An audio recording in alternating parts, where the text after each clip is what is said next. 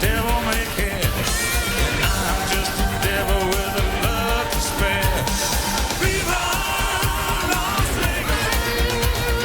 Viva Las Vegas! And thank you very much.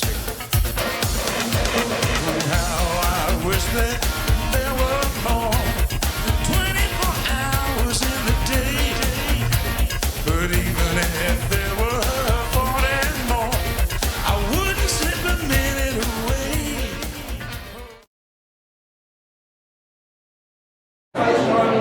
Okay, so I'm down here getting ready to go up to the seminars, and you know, I told you this joke last year, what they said, but see the statue right here? Yeah, I forgot that guy's name. I'll have to look it up. Well, actually, I can look at it. Show it to you right now. Yeah, Benny Benton. That's his name there. He's one of the city's founding fathers. But anyway, they got this nice statue of him. We always joke around, say if you need to know how to get to the Mobile Entertainment Expo or the Photo Booth Expo seminars, just go to the horse's rear end and take a left. See, right there. And you go up these escalators. That's it.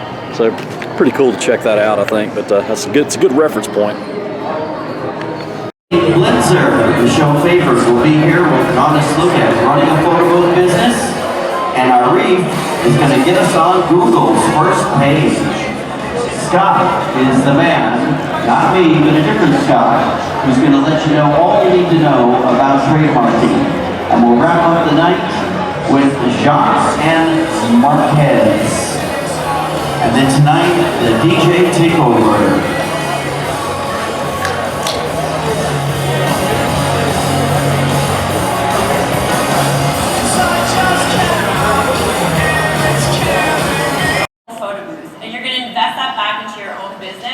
By finding those targeted events, and you're going to pay yourself to do the marketing. So that's why I want you guys to think about it this way instead of being like just giving away your services for free, because that is not the point here. So today we are going to go over quite a few things. The introduction, which we just did, and I'm going to go over some of the basics that we need to learn before we can actually go into how to do these events for free. So first of all, target market, we're going to talk all about that. We're going to break it down. How to create your offer, how to follow up, because this is one of the steps that everyone misses most of the time. Maximizing your event exposure, so making sure that you get every single piece of exposure that is actually going to pay your bills after. How you can actually seal the deal after the fact, how to get paying clients after you do your free event, and then a conclusion. All right.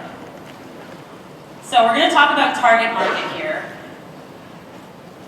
So your target market, for those of you who are maybe new to the industry, is really the group of people that are really going to resonate with your product. So if you have a very specific product and you really look at targeting a specific person, you're going to have the most success. Because you're going to have a smaller pool of people that are searching for this service, and you're going to be more specialized.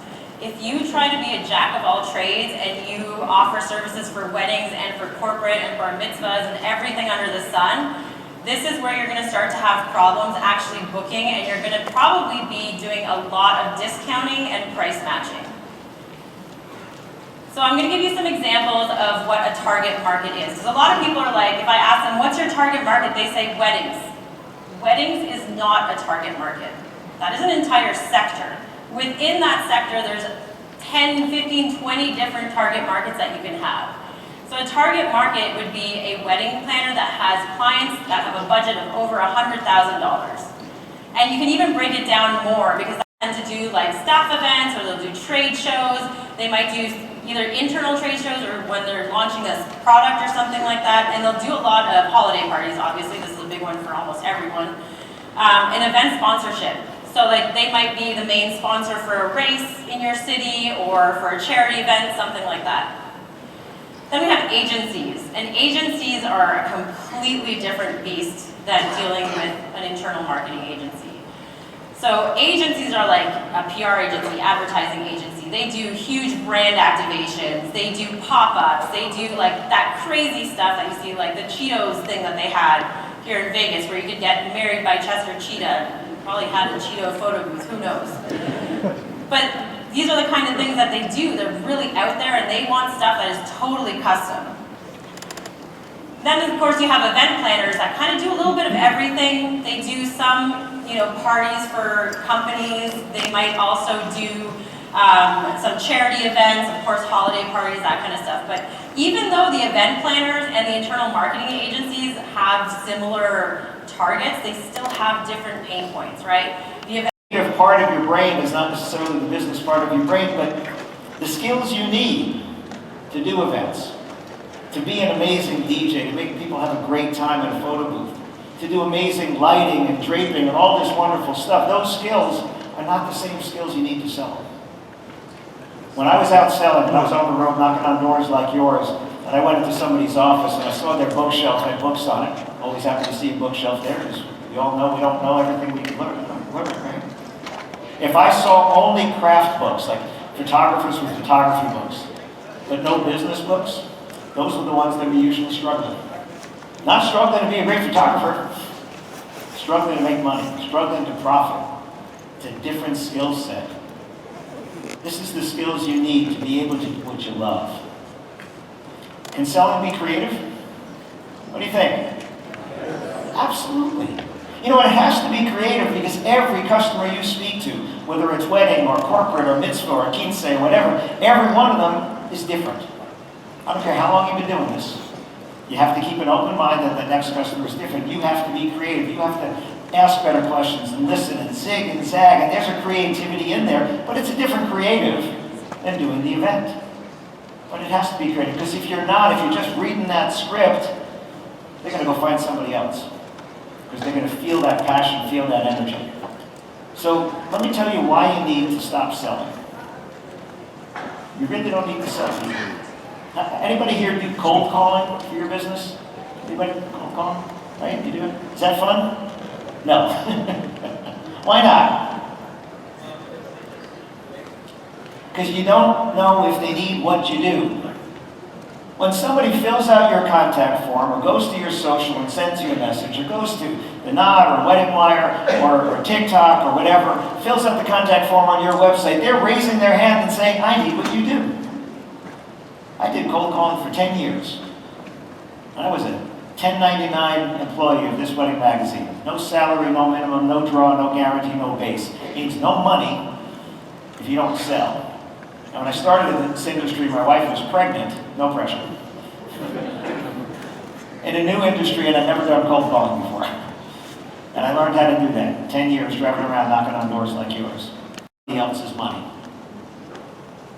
When I do sales training, one of the things that I'm asked to teach the most is to teach the younger, newer salespeople to stop selling with their own wallet.